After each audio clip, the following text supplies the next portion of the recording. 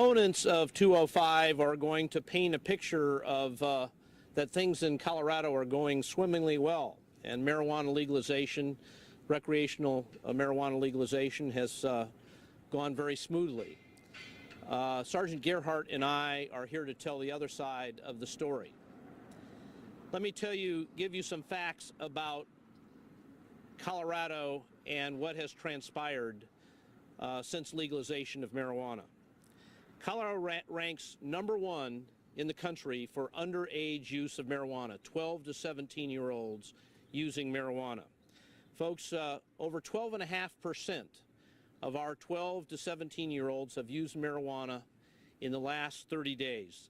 That's 74% higher than the national average. Because of the very high THC content we now see in legalized marijuana, it's not the 1, 2, 3, 4% we saw in the 1960s. The average is 20% THC content. The addiction rate for young people is very high. 1 in 6 become addicted, whereas if you don't start using until 21 or over, it's 1 in 20. But for heavy young marijuana users, the addiction rate is closer to 50%. This will create long-term drug problems for Colorado. Kids do not remain marijuana smokers throughout their life. They will eventually become those that become addicted will become users of other drugs. Doesn't get any better among college students and adults. Colorado is #1 in the rate of college use of marijuana, 62% higher than the national average. Adults, over twice the national average. About 12% of adults 26 or over smoke marijuana in Colorado, and fully a quarter of them smoke daily or more often. The result is that this has changed the culture of Colorado. For example, in our schools, marijuana use is pervasive. 62% of expulsions and suspensions in our schools are due to marijuana use. And one of the great ironies, when the pro-legalization campaign came to Colorado, they talked about two things: revenue for schools, sound familiar, and it will get cartels out of the marijuana business. Well, guess what, folks? It not only didn't get cartels out of the marijuana business, the cartels have now moved to Colorado. Cubans, Vietnamese, Mexican cartels, Central American cartels. They are now come to Colorado, leasing and buying houses, and under the permissive allowance of residential grows, are growing massive amounts of marijuana in houses in Colorado and exporting it throughout the country and to other countries. And this is becoming a daily occurrence, where there's large drug busts of cartels in Colorado shipping it out of the state. Let me mention a few things that I find in 205, Prop 205, which probably are even more problematic than what we have in Colorado. For example, in Colorado, local governments, local communities, counties and cities have the ability to opt out of legalized recreational marijuana, and the vast majority of communities that have had a vote, or the city government entity or county government entity has voted, have chosen to opt out. There is no local opt-out in Prop 205.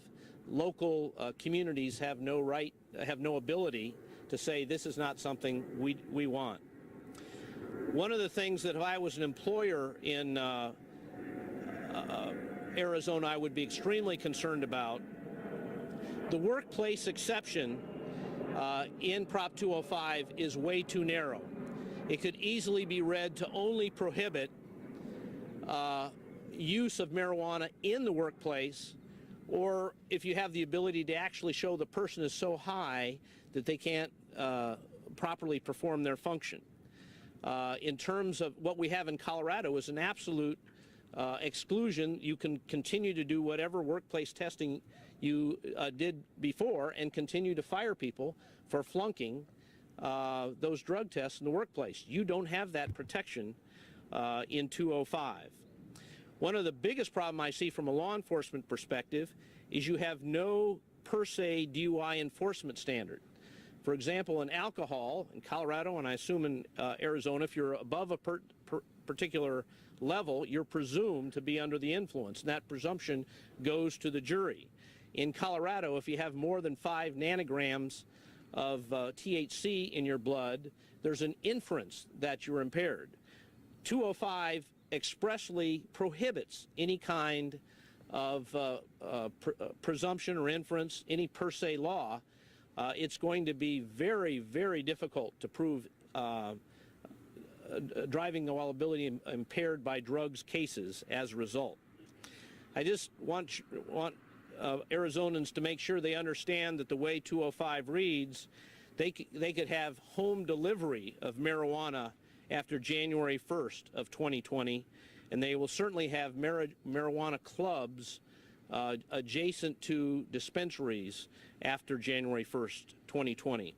In terms of some of the same issues that Colorado has that Arizonans will no doubt have, the residential grow limitations in Colorado, for example, in Colorado Springs we have a 12-plant residential grow cap. Once you allow residential grows, any kind of enforcement becomes virtually impossible. That's what's allowed people to move into houses, rent them, grow enormous amounts, because the mere smell of marijuana is no longer probable cause or anything like that. And we have this whole black market operating in the residential grows. And those black markets are going to undercut the revenue that you're expecting. So, for example, it says 40% goes to education, 20% for health. But, folks, that's after the expenses to fund the marijuana system. You're going to have a very elaborate bureaucracy to enforce the marijuana system. That's going to take all the money off the top, and only what's left over, 40%, will go to education or health. In Colorado, the amount going to education is paltry as a result of the black market diminishing the amount of revenue being received. The other problem I see in 205 is there's no limit on THC content. That's the same situation in Colorado. When we tried to do it by regulation, the industry fought it, and to this day there's no regulation on THC content. So you can have 60-70% THC content, and also no servings per edible. Big problem we've had in Colorado, they make a cookie and one dose is 1 bite. Well, who eats 1 bite out of a cookie? And that's what's led to people jumping. We had one college student jump off a 12-story balcony because he ate a whole cookie. And we had one husband kill his wife after he ate a brownie where only 1 bite was supposed to be the dosage, and he ate the whole brownie. Folks, those are the kinds of problems that you're buying into. My advice to Arizonans would be to sit back, watch some of these other state experiments continue to evolve, and then decide whether this is anything you want to be involved in. Thank you very much. Let me introduce a guy that I have known for a long time and is one of the outstanding drug investigators in the state of Colorado, Sgt Jim Gearhart. Thank you very much. First of all, I just want to make it very clear, although I am active law enforcement, I'm not here representing my agency. I'm not even being paid by my agency to be here. I'm on a leave day today. I'm here as the Vice President of the Colorado Drug Investigators Association, and the reason why we decided it was important to come here and why I agreed to take a day off was because when marijuana legalization came to Colorado, the campaign in support of this was very deceptive, and they promised us a lot of things. They promised us benefits to public safety. They promised us benefits to law enforcement. Those things have not happened. Because no other state had ever done it, we didn't have somebody that could come into our state and tell us predictably what we might be able to expect if we passed it. This is a different environment now because Colorado is a state that has done this.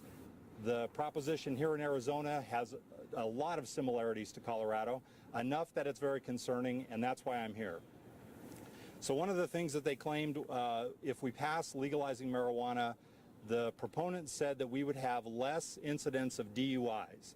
And the way that they said that was they said people were going to stay home and smoke marijuana rather than go to a bar and drink and drive home. Well, what we've actually seen is a lot of people on the roads under the influence of marijuana. Those arrests are being done by agencies across the state. And where it's really concerning is when we start to look at our traffic fatalities in Colorado. Since we legalized marijuana, those fatalities involving marijuana have risen 62%. So our streets didn't get safer, they got more dangerous. Crime rates. The crime rates were supposedly going to go down. We can't attribute crime rates as a general statement one way or the other specifically to marijuana, but I can tell you that since we legalized marijuana, the crime rate in Denver is up 4% for all crimes, and in Colorado the crime rate is up 6%. Again, I'm not suggesting that that is because of marijuana legalization, but I do want to put that out there because other groups have tried to claim that there's actually been a reduction in crime, which is not true. Another thing they said that was going to free us up was we were going to have all kinds of law enforcement time available because we would no longer be investigating and dealing with low-level marijuana offenses. Well, in Colorado, even though marijuana is legal, public consumption is not, and it would not be legal under Arizona's law. However, in the city of Boulder, summonses citing people for public consumption have risen 110% since legalization, and in the city of Denver, they've risen 309%. To give you the raw numbers, in Denver, 184 summonses were written in 2013, 752 written last year. Incredible amounts of law enforcement time being dedicated to those sorts of problems. The main thing we see in the drug enforcement side is we were told the black market was going to go away and that drug cartels were going to go away. We have not seen that. What we've seen are organized crime groups, some coming from other countries, some coming from within the United States, that have transplanted themselves to Colorado. They buy up properties all over the state, they grow marijuana, and then they ship it to other states or they introduce it into the local black market. There is so much of this activity going on, we cannot keep up with it. The Associated Press recently wrote a story about that. Drug organizations finding cover within the legal market in Colorado. Associated Press put that out not long ago, and it's talking about a certain group, but it's representative of a lot of issues that we're seeing in Colorado that we just can't keep on top of. The homeless population in Colorado has exploded. The issues in the city of Denver are tremendous. And the people, when they're interviewed, they say they came to Colorado because of marijuana legalization, and they also perceive Colorado to be very liberal on drug issues in general, and they have been involved with a lot of other drug activities. There has certainly been what we have not seen in public safety and in law enforcement. We have not seen a decrease of issues and problems. We've seen an increase of issues and problems. It did not help our situation, and we do not believe it's going to help yours in Arizona. We really suggest you take a hard look at what's happened in Colorado and slow down in Arizona. There's absolutely no reason to rush into this. It's very easy to get into this situation. The voters simply have to check a box on a ballot. When you find out it's a disaster, as we have in Colorado, we also realize now it's very, very difficult to undo what we've done. Don't go down this path. Really, please take a look at what's happened in other states and make a good decision come November. Thank you to both of our Colorado visitors. We have two local organizations that have come out in opposition to 205. First, we have the Arizona State Troopers Association with their president, Jimmy Chavez. He has been the president of the Arizona Troopers Association since 2007. He is a sergeant with the Arizona Department of Public Safety and has been with the agency for 27 years, and he has a short statement. Good morning, everyone, and to echo what Sgt Gearhart said, I am also here on my own time as well. Just a few little comments about this proposition, and I don't want to echo a lot of what Mayor Suthers and Sgt Gearhart had to say, but I've had many conversations with my counterpart with Colorado State Patrol, who has said that their experiment in Colorado has been a train wreck since the get-go. And Proposition 205 is going to be extremely dangerous when it comes to public safety and law enforcement issues. Most notably, as the mayor touched on, the issue of marijuana per se laws. And if this proposition passes, it is going to be much more difficult. In fact, it's going to be almost impossible for law enforcement to prosecute DUI for marijuana. I want to read to you the language, the proposed language that will be instituted in Title 36 if this proposition passes. And it states, a person may not be penalized by the state for an action taken while under the influence of marijuana or a marijuana product solely because of the presence of metabolites or components of marijuana in the person's body or in the urine, blood, saliva, hair, or other tissue or fluid of the person's body. In other words, folks, what that tells me is that anybody who gets high and gets behind the wheel is going to get a free pass. Those of us in law enforcement are continually battling the issue of impaired drivers and working diligently day in and day out to get impaired drivers off the road. Every one of you who showed up here today drove here. Just think, if this thing passes, you're going to be playing with the dice every time you get behind the wheel, because you don't know who's going to be lighting up a marijuana joint a half hour, 15 minutes, or an hour before they get behind the wheel and be occupying the same roadway that you are. So with that, that is just one of the many issues that we see as a grave concern with this proposition, and that is exactly why our association is strongly opposing Proposition 205. Thank you. The Arizona Fraternal Order of Police also opposes the passage of Proposition 205, and with us this morning is their president, John Delano. He has been with the Arizona Department of Public Safety since 1998, and since 2015 he has been a captain and assigned as the executive officer at the Arizona Law Enforcement Academy. Good morning. I'll be brief.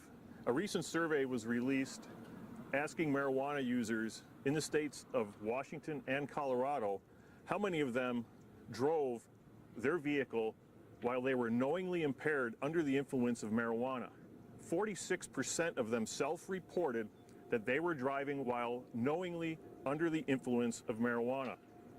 More importantly, approximately 25% of them stated that they drove less than an hour after smoking marijuana or ingesting marijuana. There is no doubt that in this state that if Proposition 205 passes, that more citizens in our state are going to be killed by people that are driving under the influence of drugs. The part of our job that we hate the most in law enforcement is having to go and tell some of our citizens that a loved one was killed by somebody. There is no doubt that if this passes, people like myself, Sgt Chavez, other state troopers, deputies, and police officers around the state are going to have to visiting more citizens to tell them that loved ones were killed by a driver that was under the influence of drugs. Thank you. Thank you. The Arizona Association of Chiefs of Police also opposes Proposition 205. We'd like at this time to take a couple of questions specifically from our two Colorado guests. I want to ask Mayor Suthers and Sgt Gearhart to come back up to the podium, and Mr. Mayor, I have a question to you. I, for personal reasons unrelated to marijuana, visit Colorado and Denver regularly.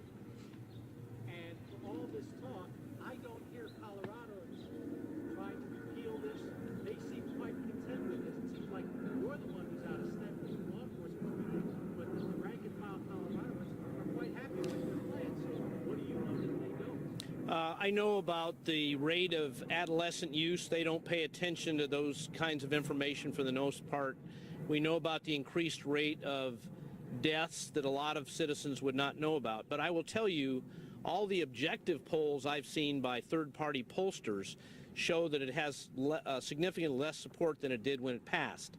Do I think the citizens of Colorado would repeal it tomorrow? Probably not. I do think the citizens of Colorado, if they had a chance to repeal residential grows, probably would. This has created havoc in the neighborhoods. So there was an article just the other day in the Denver Post that said that the latest poll on this shows that Coloradans would in fact pass it again, and that there's only one poll out of about 5 in this year that said that they wouldn't. So do you have any comment on that? Yeah, well, first of all, I hope you're not talking about yeah, that's the other side, and it's a really bad poll. Are you saying PPP is, we use PPP all the time? No, but look at the questions. Which poll do you like? you know, Gallup or something like that, and they've shown the margin. I am not saying that it wouldn't pass tomorrow, because the average citizen doesn't know a lot of the problems that we're talking about up here today. They don't, but I tell you, once somebody moves into their neighborhood, trashes a house, and their property values go down, I hear from them all the time. But that doesn't.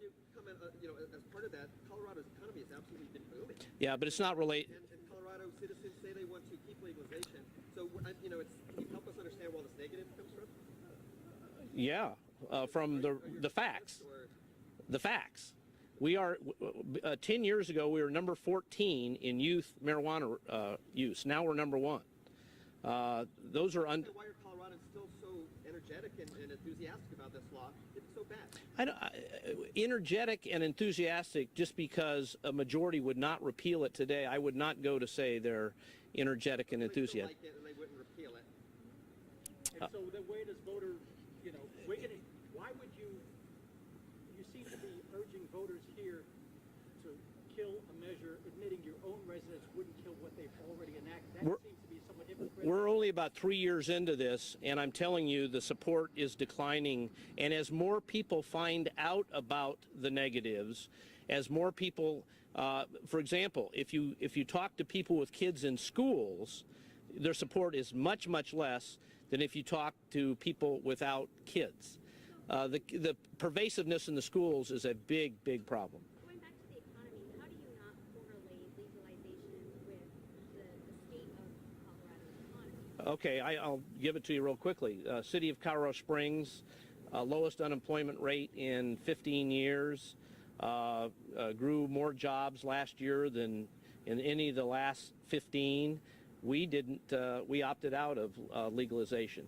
The economy in general is doing very well. You know, when you hear something like, oh, gee, the state took in $135 million in marijuana revenues. Gee, that sounds like a lot of money. In a $29 billion budget, that's not a lot of money, folks. And by the time you take off the expenses of it, the amount that's going to schools is paltry. So opponents of marijuana have urged Arizonans to wait and Yeah. see what happens in Colorado. How long should this experiment last before voters act? At least 5 years. Why? Well, then you've got, here's, I remember as we were going through this, I said, let's establish some metrics to determine success or failure. And people I talked to kind of generally agreed. One of the big goals was getting organized crime out of the marijuana business. That is a miserable failure. I would ask that you really ought to concentrate on youth use rates, because, folks, this is the portend of future developments. And right now, I think if you talk to the average person that responded to that poll and you ask them, do you know where Colorado is in the level of use of marijuana, they'd have no clue. Well, let me They'd have no clue. following up. You say, wait, hang on a second. Bringing up the youth rate, but like Colorado Department of Health has put out numbers recently that says it's relatively unchanged and actually teen use has dropped. No, it hasn't. That's your own. Here's what the Department of Health says. No, here's what the Department of Health says. That most of the increase was done when we dramatically liberalized medical marijuana. What every survey you look at, go to the National Institute of Health, and it will talk about the correlation between youth use and their perception of risk. As their perception of risk goes up, their use goes down. Perception of risk goes down, use goes up. Between 2007 and 2012, as we had this huge expansion of medical marijuana to the point we had 160,000 medical marijuana users, we had a huge explosion in youth use. From 2012 to today, it's remained relatively steady at number 1. But so they're saying that the legalization of recreational hasn't impacted that much because we were already number 1 as a result of our incredibly liberal medical marijuana problem. Let me tell you where kids get the marijuana. I think this is interesting. I told you we had the highest youth rate, 12.5%, 12.56% of smoke the last month. Where do they get it? 45% get it from an older person that bought it legally. 25% get it from the black market. Somebody's growing it in the house down the street, stuff like that. Sadly enough, 22% get it from their parents. Let me ask you a question. You mentioned 5 years. Okay, we're 3 years in. So let's assume voters take your advice, they defeat Prop 205, and come back with something similar, different 2 years from now. And in 2 years from now, you're sitting here and admitting that the Colorado voters still want it. Will you support legalization in Arizona 5 years out if the Colorado voters still want it? No, because I hate to tell you this, but Good. law enforcement We are is gonna have people you in on law in just enforcement, 1 second. Hold on 1 second, people Steve. in running a city, things like that. They're going to see the neighborhood problems. They're going to see. All right, everybody, welcome to the Fox 10 and News Now stream. We're joined by our very own now, Steve Kraft. Steve,